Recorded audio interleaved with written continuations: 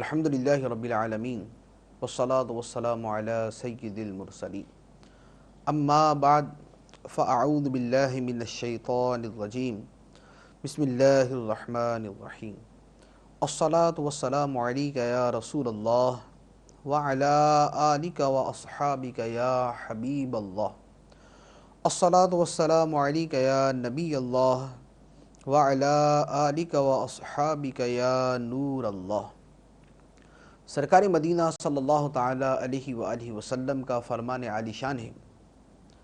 دعا آسمان و زمین کے درمیان معلق رہتی ہے اور اوپر نہیں چڑھتی جب تک نبی کریم صلی اللہ تعالی علیہ وآلہ وسلم پر درود نہ پڑھا جائے۔ صلو علی الحبیب صلی اللہ تعالی علی محمد صلی اللہ علیہ وسلم۔ فیضان قرآن کے آج کے اس سلسلے میں ہم سورہ مائدہ کی آیت نمبر 43 سے قرآن پاک کا درس سنیں گے۔ اللہ عز و جل ارشاد فرماتا ہے، بسم اللہ الرحمن الرحیم، وَكَيْفَ يُحَكِّمُونَكَ وَعِنْدَهُمُ التَّوْرَاةُ فِيهَا حُكْمُ اللَّهِ ثُمَّ يَتَوَلَّوْنَ مِن بَعْدِ ذَلِكَ وَمَا أُولَئِكَ بِالْمُؤْمِنِينَ۔ اور یہ آپ کو کیسے حاکم بنائیں گے حالانکہ ان کے پاس تورات موجود ہے جس میں اللہ کا حکم موجود ہے، اس کے باوجود یہ منہ پھیرتے ہیں اور یہ ایمان لانے والے نہیں ہیں۔ اس آیت مبارکہ سے پہلی آیت کے شان نزول اور اس کی تفسیر میں ہم نے عرض کیا تھا کہ رجم کی سزا کے بارے میں یہودی سرکار دو عالم صلی اللہ علیہ وآلہ وسلم کی بارگاہ میں آئے، اور جب نبی کریم صلی اللہ علیہ وآلہ وسلم نے انہیں اصل حکم ارشاد فرمایا تو انہوں نے ماننے سے انکار کر دیا۔ یہاں پر اسی سیاق و سباق میں بیان فرمایا جا رہا ہے کہ شادی شدہ مرد اور شادی شدہ عورت کے زنا کی سزا رجم کرنا ہے، اور یہ حکم تورات شریف میں بھی موجود ہے، اور یہ لوگ تورات پر ایمان لانے کے مدعی بھی ہیں، اور انہیں یہ بھی معلوم ہے کہ تورات میں یہ حکم موجود ہے۔ اب اس حکم کو نہ ماننا اور نبی کریم صلی اللہ علیہ وآلہ وسلم کی نبوت کے منکر ہوتے ہوئے آپ سے فیصلہ طلب کرنا، فرمایا کہ یہ نہایت ہی تعجب کی بات ہے۔ تو فرمایا کہ یہ کیسے آپ کو حاکم بنائیں گے حالانکہ ان کے پاس تورات موجود ہے جس میں اللہ کا حکم موجود ہے۔ تو جب ان کے پاس حکم بھی موجود ہے، تورات بھی موجود ہے، اور اس کو یہ تسلیم بھی کرتے ہیں، تو اب اسے چھوڑ کر آپ کی نبوت کا انکار کرنے کے باوجود آپ کو حاکم بنانا، یہ نہایت تعجب کی بات۔ اس کے بعد تورات کی عظمت و شان کو بیان کرتے ہوئے اللہ عز و جل نے ارشاد فرمایا، اِنَّا أَنزَلْنَا التَّوْرَاةَ فِيهَا هُدًى وَنُورٌ يَحْكُمُ بِهَا النَّبِيُّونَ الَّذِينَ أَسْلَمُوا لِلَّذِينَ هَادُوا وَالرَّبَّانِيُّونَ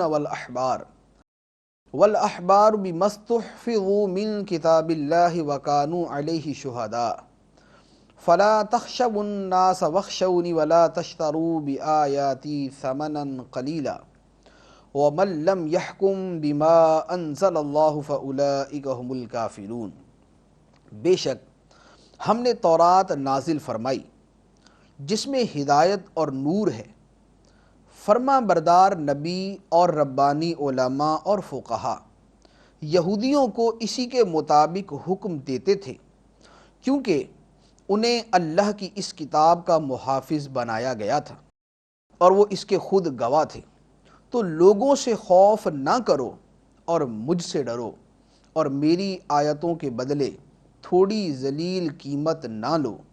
اور جو اس کے مطابق فیصلہ نہ کریں جو اللہ نے نازل کیا تو وہی لوگ کافر ہیں۔ اس آیت مبارکہ میں جو چیزیں بیان کی گئیں، پہلی بیان فرمائی کہ اللہ تعالیٰ نے تورات نازل فرمائی اور تورات میں ہدایت اور نور ہے۔ یہ اللہ تعالیٰ کی ہر کتاب کی صفت ہے کہ اللہ تعالیٰ کی ہر کتاب نور بھی ہے اور ہدایت کا منبع بھی ہے۔ اس کے بعد فرمایا کہ فرما بردار نبی اور علماء اور فقہا جو حضرت موسیٰ علیہ السلام کے بعد آئے، بشمول حضرت موسیٰ علیہ السلام اور ان کے زمانے کے، وہ سارے کے سارے تورات کے مطابق یہودیوں کو ہدایت دیتے رہے اور ان کو سمجھاتے رہے۔ اور اب فرمایا موجودہ زمانے کے یہودیوں کے بارے میں کہ جنہوں نے تورات شریف میں تحریف کی اور اس میں تغیر و تبدل کیا، ان کے بارے میں فرمایا کہ لوگوں کا ڈر نہ کرو اور مجھ سے ڈرو اور میری آیتوں کے بدلے تھوڑی ذلیل قیمت نہ لو۔ دنیاوی مفادات کی خاطر تورات شریف کے احکام کو نہ بدلو، نبی کریم صلی اللہ علیہ وآلہ وسلم کی عظمت و نبوت کو نہ چھپاؤ، اور جو احکام الہیہ اللہ عز و جل نے تورات میں بیان فرمائے ہیں اپنے مالی مفادات کی خاطر ان میں رد و بدل نہ کرو۔ اس کے بعد فرمایا وَكَتَبْنَا عَلَيْهِمْ فِيهَا أَنَّ النَّفْسَ بِالنَّفْسِ وَالْعَيْنَ بِالْعَيْنِ وَالْأَنْفَ بِالْأَنْفِ وَالْأُذُنَ بِالْأُذُنِ وَالسِّنَّ بِالسِّنِّ وَالْجُرُوحَ قِصَاصٌ فَمَنْ تَصَدَّقَ بِهِ فَهُوَ كَفَّارَةٌ لَهُ وَمَنْ لَمْ يَحْكُمْ بِمَا أَنزَلَ اللَّهُ فَأُولَئِكَ هُمُ الظَّالِمُونَ۔ اور ہم نے تورات میں ان پر لازم کر دیا تھا کہ جان کے بدلے جان، اور آنکھ کے بدلے آنکھ، اور ناک کے بدلے ناک، اور کان کے بدلے کان، اور دانت کے بدلے دانت کا قصاص ہوگا، اور تمام زخموں کا قصاص ہوگا۔ پھر جو دل کی خوشی سے خود کو قصاص کے لیے پیش کر دے تو یہ اس کا کفارہ بن جائے گا، اور جو اس کے مطابق فیصلہ نہ کرے جو اللہ نے نازل کیا تو وہی لوگ ظالم ہیں۔ اس آیت مبارکہ میں دو چیزیں بطور خاص بیان فرمائی گئیں۔ پہلی چیز یہ بیان فرمائی کہ اللہ تبارک و تعالی نے تورات میں یہ حکم بیان فرمایا تھا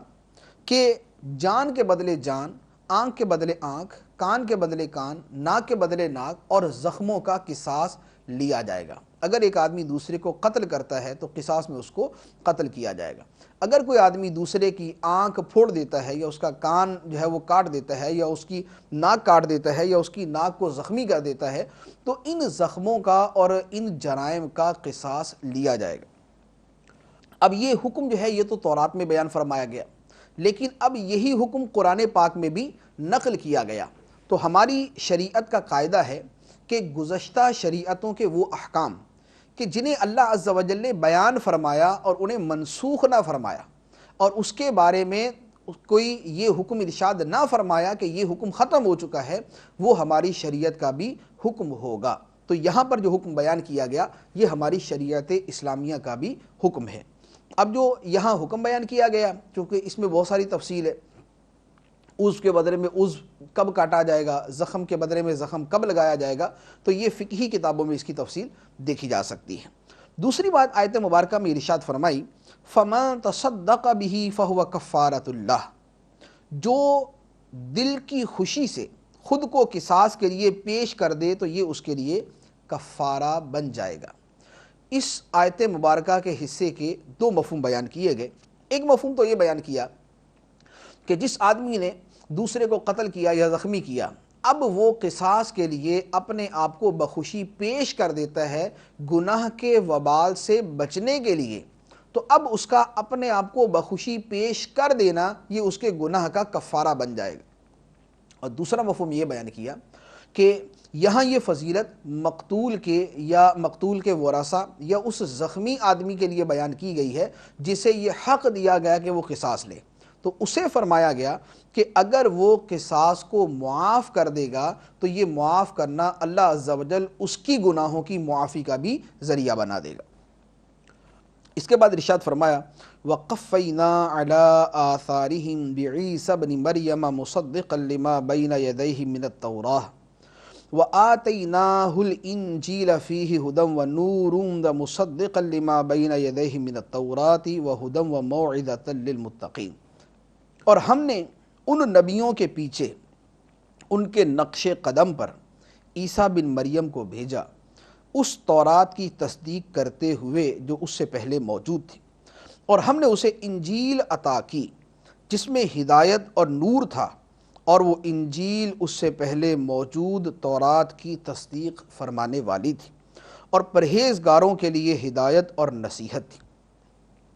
اس آیت مبارکہ میں جو اوصاف تورات کے بارے میں بیان کیے گئے، اللہ عز و جل نے وہی اوصاف انجیل کے بارے میں بیان کیے۔ گویا یہاں پر اللہ تعالیٰ کی نازل کردہ کتابوں کی عظمت و شان کا بیان ہے۔ پہلے تورات کے بارے میں بیان کیا گیا، اس آیت میں انجیل کے بارے میں بیان کیا گیا، اور اس کے بعد والی آیت میں اللہ عز و جل نے قرآن پاک کی عظمت و شان کو بیان فرمایا۔ تو فرمایا کہ عیسیٰ علیہ السلام اور انجیل یہ دونوں تورات شریف کے احکام کی تصدیق کرنے والے، تورات کی تصدیق کرنے والے کہ وہ اللہ کی کتاب اور اس کے احکام کو بیان کرنے والے ہیں۔ ہاں کچھ احکام حضرت عیسیٰ علیہ السلام نے تورات شریف کے اللہ عز و جل کے حکم سے جو بیان فرمائے وہ منسوخ کر کے بیان فرمائے، کہ تورات شریف کے اندر حکم کچھ اور دیا گیا اور حضرت عیسیٰ علیہ السلام نے اس کے منسوخ ہونے کے بعد دوسرا حکم ارشاد فرمایا۔ اور تورات کی فضیلت بھی یہی بیان فرمائی کہ فیہ ہدی و نور، انجیل کی فضیلت بھی یہی بیان فرمائی فیہ ہدی و نور، کہ اس میں ہدایت اور نور ہے، وہدی و موعظۃ للمتقین، اور یہ ہدایت ہے اور متقین کے لیے نصیحت ہے۔ اب اس کے بعد اہل انجیل کو فرمایا گیا وَلْيَحْكُمْ أَهْلُ الْإِنجِيلِ بِمَا أَنزَلَ اللَّهُ فِيهِ وَمَنْ لَمْ يَحْكُمْ بِمَا أَنزَلَ اللَّهُ فَأُولَئِكَ هُمُ الْفَاسِقُونَ، اور انجیل والوں کو بھی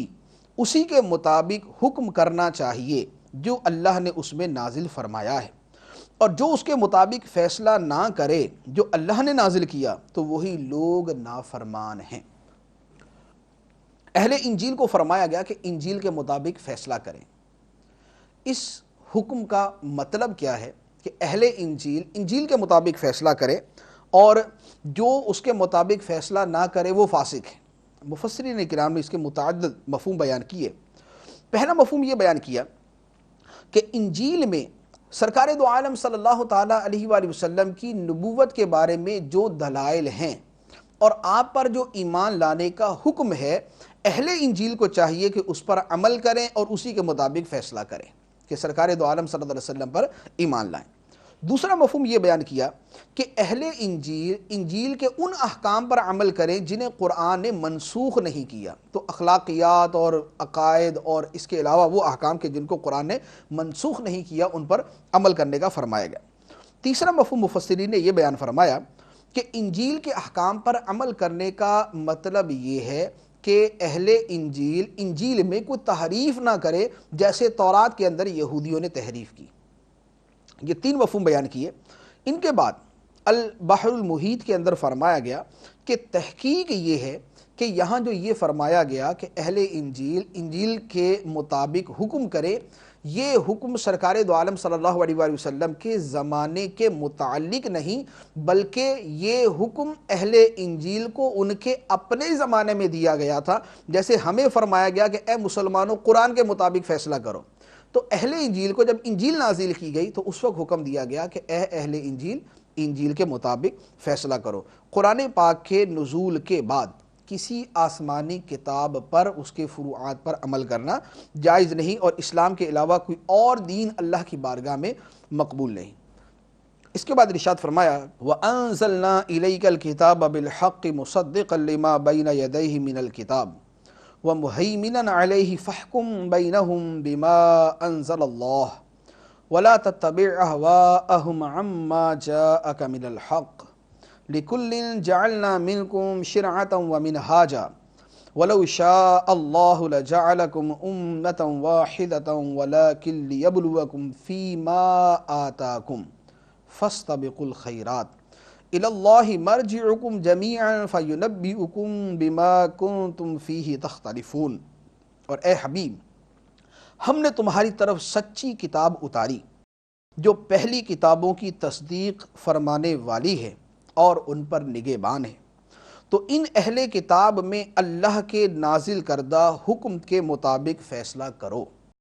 اور اے سننے والے اپنے پاس آیا ہوا حق چھوڑ کر ان کی خواہشوں کی پیروی نہ کرنا۔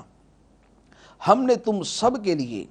ایک ایک شریعت اور راستہ بنایا ہے،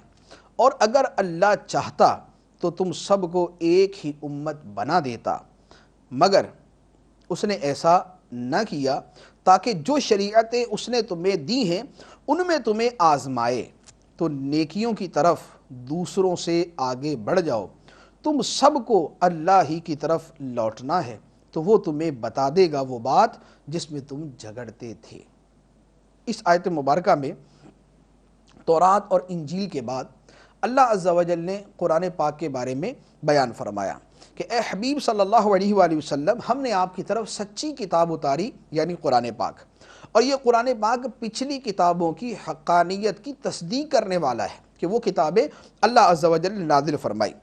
اس کے بعد فرمایا کہ اے حبیب صلی اللہ علیہ وسلم، آپ ان اہل کتاب میں اللہ کے نازل کردہ حکم کے مطابق فیصلہ کریں، یعنی قرآن پاک کے مطابق ان اہل کتاب کے اندر فیصلہ کریں۔ اور اب ہر آدمی کو مخاطب کر کے کہا گیا کہ اپنے پاس آیا ہوا حق چھوڑ کر، حق کون سا آیا؟ قرآن، اسلام اور دین حق۔ اپنے پاس آیا ہوا حق چھوڑ کر لوگوں کی خواہشوں کی پیروی نہ کرو۔ اور اب ایک عالمی حقیقت کو بیان فرمایا کہ اے لوگو، ہم نے تم سب کے لیے ایک ایک شریعت اور راستہ بنایا۔ اللہ عز و جل نے مختلف قوموں کو مختلف دین عطا فرمائے۔ اس کے بعد اسلام آیا، اسلام پوری کائنات اور پوری دنیا کے لیے آیا۔ اب فرمایا کہ ہم نے ہر قوم کو ایک شریعت عطا فرمائی۔ تو شریعت اور دین کے اعتبار سے چند چیزیں وہ ہیں جو وضاحت طلب ہے، کہ چند چیزیں وہ ہیں کہ جو ہر آسمانی دین میں مشترک رہیں۔ اسلام جس نام سے بھی آدم علیہ السلام سے چلتا آیا، اس میں وہ چیزیں مشترک رہیں۔ نمبر ایک، عقائد، اللہ تعالیٰ کی توحید، قیامت، انبیاء کی نبوت، کتابوں کا نزول، حشر و نشر، یہ ساری چیزیں جو ہے یہ وہ ہیں کہ جس میں کسی بھی شریعت میں کوئی فرق نہ آیا، بلکہ آدم علیہ السلام سے لے کر سرکار دو عالم صلی اللہ تعالیٰ علیہ وسلم تک ہر دین کے اندر عقائد اسی طرح چلتے آئے۔ اسی طرح اخلاقیات ہے، اخلاقیات کے اندر صبر ہے، شکر ہے، توکل ہے، اور یہ ساری چیزیں۔ اسی طرح حسد، بغض، کینے، تکبر کی حرمت ہے۔ یہ وہ احکام ہے کہ جو ہر دین کے اندر اسی طرح چلتے آئے کہ جس طرح آج ہمارے پاس دین اسلام کی شکل میں موجود ہے۔ اب کچھ فروعی مسائل اور کچھ فروعی چیزیں ہیں جو مختلف ادیان کے اندر مختلف ہوتی آئیں، جیسے حضرت موسیٰ علیہ السلام پر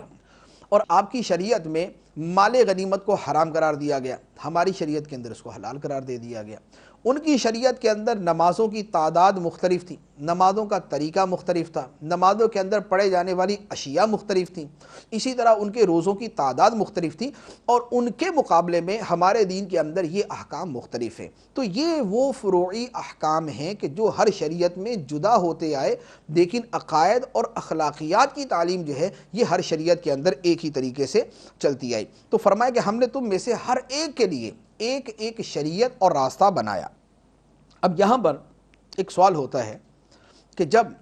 اللہ عز و جل قادر ہے کہ سب کو ایک ہی دین پر جمع کر دے اور سب کو ایک ہی شریعت پر چلا دے اور سب کو ایک ہی شریعت عطا فرمائے، تو اللہ تعالیٰ نے مختلف شریعتیں کیوں عطا فرمائیں؟ اس کا جواب اللہ تبارک و تعالیٰ نے جو عطا فرمایا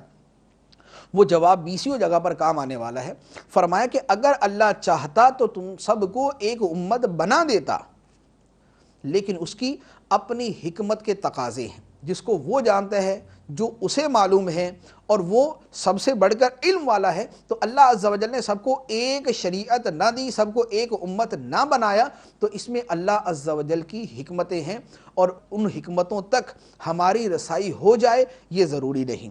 البتہ اللہ عز و جل نے یہ ارشاد فرمایا کہ اللہ تعالیٰ نے تمہیں مختلف شریعتیں اس لیے عطا فرمائیں تاکہ وہ تمہیں آزمائے کہ جو شریعتیں اس نے تمہیں عطا فرمائی ہیں ان پر تم کس حد تک عمل کرتے ہو۔ جس کے زمانے میں جو شرعی احکام اس زمانے کے تقاضوں کے مطابق تھے وہ اسے عطا کیے گئے، تاکہ یہ دیکھا جائے اور لوگوں کی جانچ اور آزمائش ہو کہ کون اللہ تعالیٰ کے احکام پر کتنا عمل کرتا ہے۔ اب ان تمام چیزوں کے بعد اللہ عز و جل نے ارشاد فرمایا فاستبقوا الخیرات، نیکیوں کے اندر ایک دوسرے سے سبقت لے جانے کی کوشش کرو، یعنی دوسری بحثوں میں پڑھنے کی بجائے کہ جن کے ساتھ انسان کا دین اور دنیا دونوں طرح کا کوئی نفع اور نقصان نہ ہو، ان بحثوں کو چھوڑ کر نیکیوں اور بھلائی کے کاموں کے اندر ایک دوسرے سے سبقت لے جانے کی کوشش کرو۔ تو فضولیات اور لغویات کو ترک کرنا یہ دین اسلام کے حسن میں سے ہے اور اللہ عز و جل کا حکم ہے۔ سرکار دو عالم صلی اللہ تعالیٰ علیہ وآلہ وسلم نے ارشاد فرمایا من حسن اسلام المرء ترکہ ما لا یعنی، اسلام کے حسن سے ہے کہ آدمی فضول باتوں کو چھوڑ دے۔ جن بحثوں میں اور جن کاموں میں انسان کے دین اور دنیا کا کوئی فائدہ نہیں ہے ان کو چھوڑ کر نیکیوں اور بھلائی کے کاموں میں ایک دوسرے سے آگے بڑھنے کی کوشش کرے۔ اس کے بعد ارشاد فرمایا وَأَنِحْكُمْ بَيْنَهُمْ بِمَا أَنزَلَ اللَّهُ وَلَا تَتَّبِعْ أَهْوَاءَهُمْ وَاحْذَرْهُمْ أَنْ يَفْتِنُوكَ عَنْ بَعْدِ مَا أَنزَلَ اللَّهُ إِلَيْكَ فَإِن تَوَلَّوْا فَاعْلَمْ أَنَّمَا يُرِيدُ اللَّهُ أَن يُصِيبَهُم بِبَعْضِ ذُنُوبِهِمْ وَإِنَّ كَثِيرًا مِّنَ النَّاسِ لَفَاسِقُونَ۔ اور اے مسلمان، یہ کہ ان لوگوں کے درمیان اس کے مطابق فیصلہ کرو جو اللہ نے نازل فرمایا ہے، اور ان کی خواہشات کے پیچھے نہ چلو، اور ان سے بچتے رہو کہ کہیں وہ تمہیں اس کے بعض احکام سے ہٹا نہ دیں جو اللہ نے تمہاری طرف نازل کیے۔ پھر اگر وہ منہ پھیریں تو جان لو کہ اللہ انہیں ان کے بعض گناہوں کی سزا پہنچانا چاہتا ہے، اور بے شک بہت سے لوگ نافرمان ہیں۔ یہاں پر ہر ایک کو حکم دے دیا گیا کہ دین اسلام سے تعلق رکھنے والا ہر شخص قرآن کے مطابق فیصلہ کرے، لوگوں کی خواہشات پر نہ چلے، اور ارشاد فرمایا کہ جو لوگ خواہشات پر چلنے والے اور حکم الہی کو پس پشت ڈالنے والے ہیں تو فرمایا کہ یہ فاسق اور نافرمان ہیں، اور اللہ تعالیٰ انہیں ان کے گناہوں کی سزا دینا چاہتا ہے۔ اس کے بعد فرمایا افحکم الجاہلیت یبغون ومن احسن من اللہ حکما لقوم یوقنون۔ تو کیا یہ لوگ جاہلیت کا حکم چاہتے ہیں، اور یقین والوں کے لیے اللہ سے بہتر کس کا حکم ہو سکتا ہے؟ کیا یہ لوگ جاہلیت کا حکم چاہتے ہیں، اور یقین والوں کے لیے اللہ سے بہتر کس کا حکم ہو سکتا ہے؟ اس آیت کا شان نزول یہ ہے کہ قبیلہ بنو نذیر اور قبیلہ بنو قریظہ، یہ مدینہ منورہ کے اندر دو قبیلے تھے۔ سرکار دو عالم صلی اللہ تعالیٰ علیہ وآلہ وسلم جب مدینہ منورہ تشریف لائے تو یہ لوگ حاضر ہوئے، اور قبیلہ بنو قریظہ نے کہا کہ یا رسول اللہ صلی اللہ علیہ وآلہ وسلم، ہمارا دستور یہ چلتا آ رہا ہے کہ اگر بنو قریظہ کا کوئی آدمی بنو نذیر کے کسی آدمی کو قتل کر دے تو اب اسے اس کی دیت کے طور پہ یا اس کے کفارے کے طور پہ اسے 70 وسق کھجورے، یہ کھجوروں کی بہت بڑی مقدار ہے، یہ دینے پڑتے ہیں۔ اور اگر بنو نذیر کا کوئی آدمی قتل ہو جائے، بنو نذیر کا آدمی قتل ہوگا تو یہ 140 وسق جو ہے یہ وصول کرتے ہیں، یعنی دگنا وصول کرتے ہیں۔ سرکار دو عالم صلی اللہ تعالیٰ علیہ وآلہ وسلم نے فرمایا کہ یہ تو جاہلیت، میں حکم دیتا ہوں کہ دونوں قبیلوں کے افراد کا خون برابر ہے، کسی کو دوسرے پر فضیلت نہیں۔ یہ سن کر قبیلہ بنو نذیر کے لوگ بہت برہم ہوئے اور کہنے لگے کہ ہم آپ کے فیصلے سے راضی نہیں، آپ ہمارے دشمن ہیں اور ہمیں ذلیل کرنا چاہتے ہیں۔ اس پر یہ آیت نازل ہوئی اور فرمایا گیا کہ اللہ کے رسول صلی اللہ تعالیٰ علیہ وآلہ وسلم جو حکم دے رہے ہیں یہ تو اللہ کا حکم ہے، رسول کا حکم اللہ کا حکم ہے، اور اللہ سے بہتر کس کا حکم ہو سکتا ہے؟ تو کیا یہ لوگ جاہلیت کا حکم چاہتے ہیں کہ جو رسول کا حکم ہے اس کے برخلاف جو حکم ہے، جو رسول کی تعلیم کے برخلاف چیز ہے، وہ جاہلیت کے قبیل سے تعلق رکھتی ہے؟ تو اس پر یہ آیت مبارکہ نازل کی گئی۔ اس کے بعد ارشاد فرمایا یا ایھا الذین آمنوا لا تتخذوا اليہود والنصارى اولیاء بعضهم اولیاء بعض ومن يتولهم منکم فانہ منہم ان اللہ لا یہدی القوم الظالمین۔ اے ایمان والو، یہود و نصارہ کو دوست نہ بنا، وہ صرف آپس میں ایک دوسرے کے دوست ہیں، اور تم میں جو کوئی ان سے دوستی رکھے گا تو وہ انہی میں سے ہے، بے شک اللہ بے انصافوں کو راہ نہیں دیتا۔ اس آیت مبارکہ کا شان نزول اس طرح ہے، مشہور صحابی حضرت عبادہ بن صامت رضی اللہ تعالی عنہ اور مشہور منافق عبداللہ بن ابی، ان دونوں کے یہودیوں کے اندر بہت سارے دوست تھے۔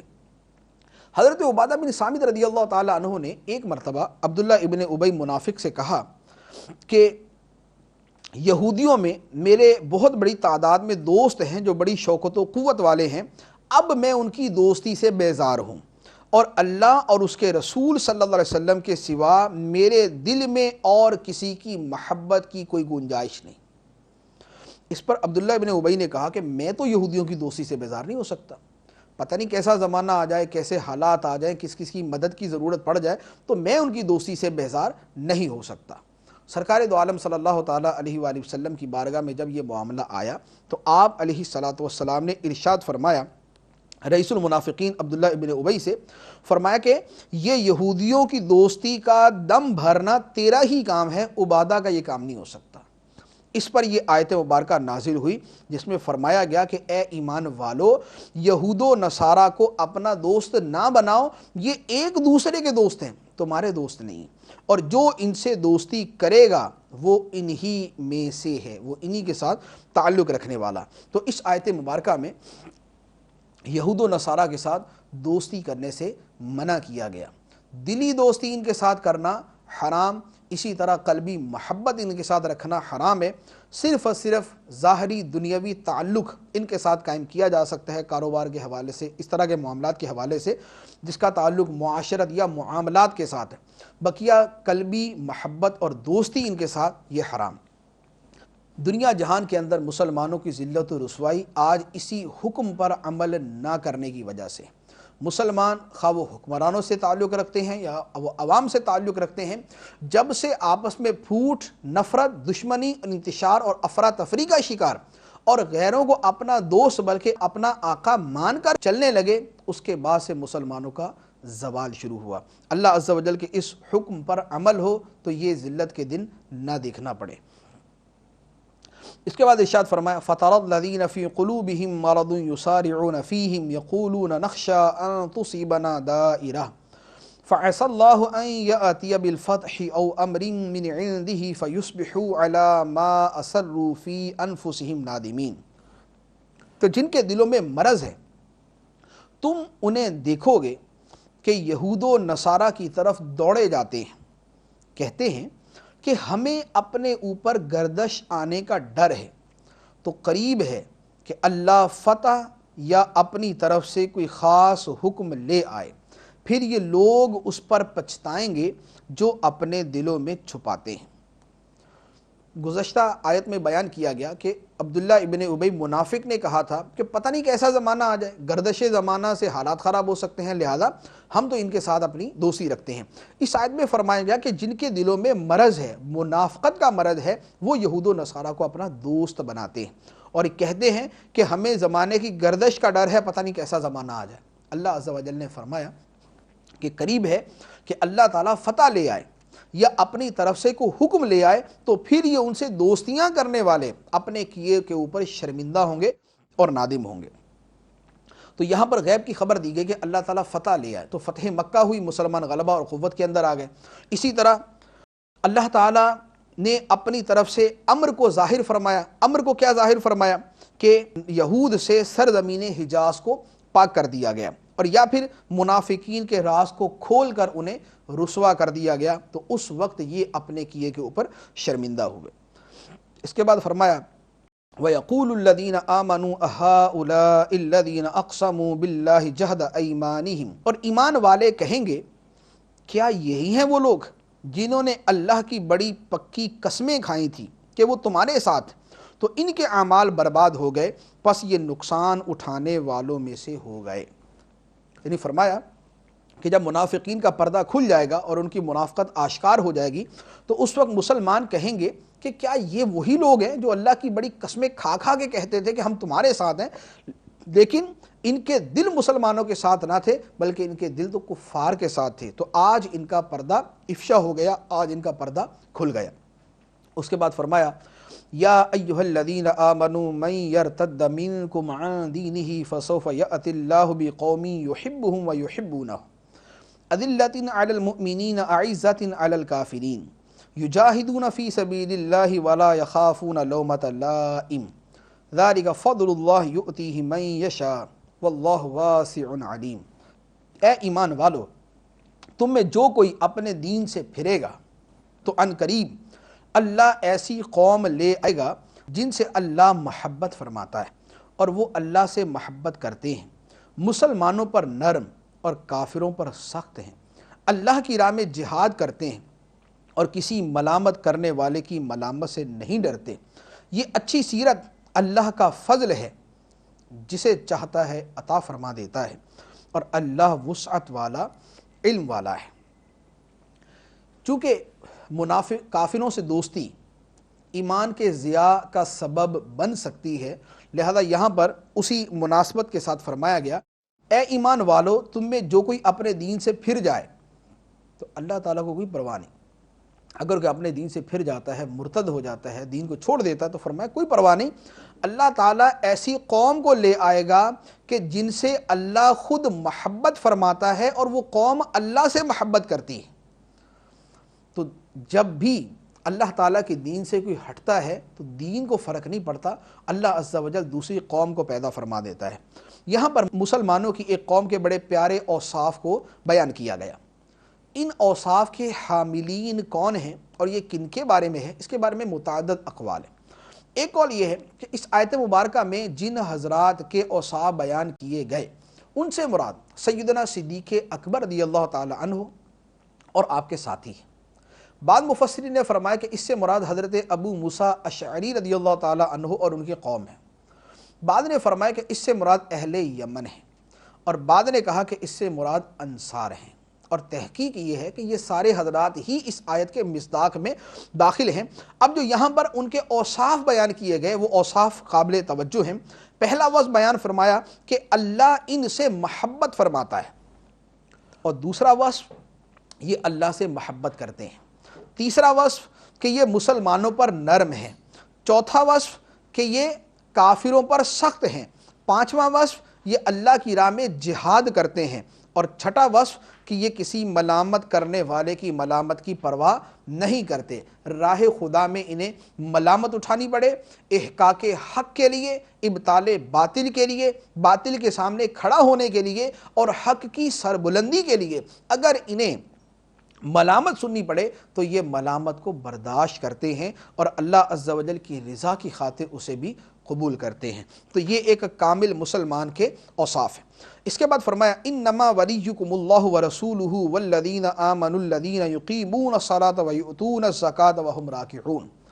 تمہارے دوست صرف اللہ اور اس کا رسول اور ایمان والے ہیں جو نماز قائم کرتے ہیں اور زکوٰۃ دیتے ہیں اور اللہ کے حضور جھکے ہوئے ہیں۔ اس آیت مبارکہ کا شان نزول اس طرح ہے، حضرت عبداللہ بن سلام رضی اللہ تعالی عنہ سرکار دو عالم صلی اللہ علیہ وسلم کی بارگاہ میں آئے اور عرض کیا، یا رسول اللہ صلی اللہ علیہ وسلم، ہماری قوم نے ہمیں چھوڑ دیا، مسلمانوں سے ہم دور رہتے ہیں، اس وجہ سے ان کی صحبت بھی نہیں اٹھا سکتے، اس حوالے سے ہم پریشان ہیں۔ اس پر یہ آیت مبارکہ نازل ہوئی اور فرمایا گیا کہ اگر تمہاری قوم نے تمہیں چھوڑ دیا تو تمہیں کس بات کا ڈر ہے؟ تمہارا دوست اللہ ہے اور اللہ کا رسول ہے، اور سچے ایمان والے تمہارے دوست ہیں۔ اس کے بعد ارشاد فرمایا وَمَن يَتَوَلَّ اللَّهَ وَرَسُولَهُ وَالَّذِينَ آمَنُوا فَإِنَّ حِزْبَ اللَّهِ هُمُ الْغَالِبُونَ، اور جو اللہ اور اس کے رسول اور مسلمانوں کو اپنا دوست بنائے تو بے شک اللہ ہی کا گروہ غالب ہے۔ جو اللہ اور اس کے رسول اور مسلمانوں کو دوست بناتا ہے تو یہ اللہ کا گروہ ہے اور اللہ کا گروہ ہی غالب ہے۔ اللہ عز و جل ہمیں اپنے احکام پر عمل کرنے کی توفیق عطا فرمائے۔ آمین بجاہ النبی الامین صلی اللہ تعالی علیہ وسلم۔